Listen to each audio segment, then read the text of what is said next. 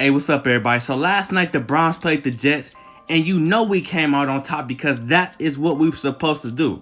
But I'm here to talk to y'all about what we actually learned about the Cleveland Browns last night. So before we get into the video, I just want to say, if you're new to the channel, thanks for giving me a chance. I will be doing Cleveland Browns recap videos every single week, along with other football content and basketball content. So if that's something you're interested in, make sure you click the subscribe button at the end. Now let's actually get into the video.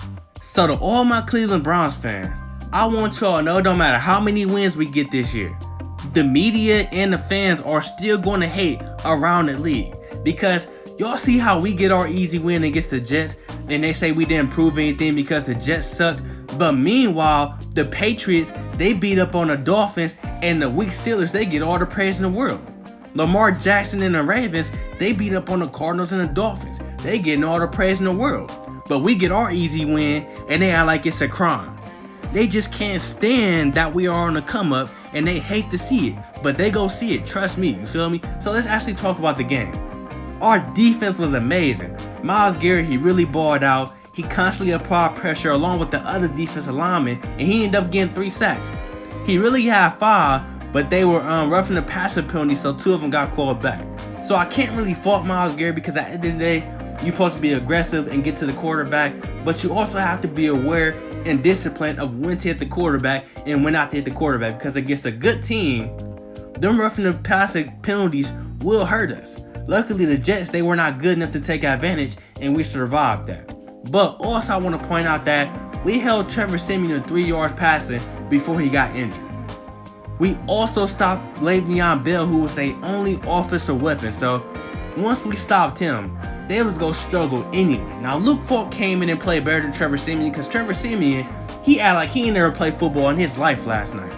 Luke Falk, he came in, he played pretty good, but we still stopped them from scoring points. That's the ultimate goal. Greedy Williams and Denzel Ward, they silently played good. Joe Schobert, he played good. We played good on defense. Now, our offense, it was not the best, but it was better than last week. If the Browns don't find a way to use Nick Chubb to his potential, the Browns are going to struggle, and Baker Mayfield is going to suffer from that. Because think about it. When you got a running back like Nick Chubb, it's no reason why we need to be forcing ourselves to throw the ball all game. Allow Nick Chubb to, make something out of nothing to get into the end zone.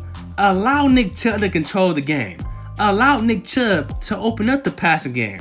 That way, when you pass the ball with your second-year quarterback that's inexperienced, he's less likely to struggle, because teams this year, all they have been trying to do is throw difficult coverages at Baker Mayfield so he can hold the ball longer.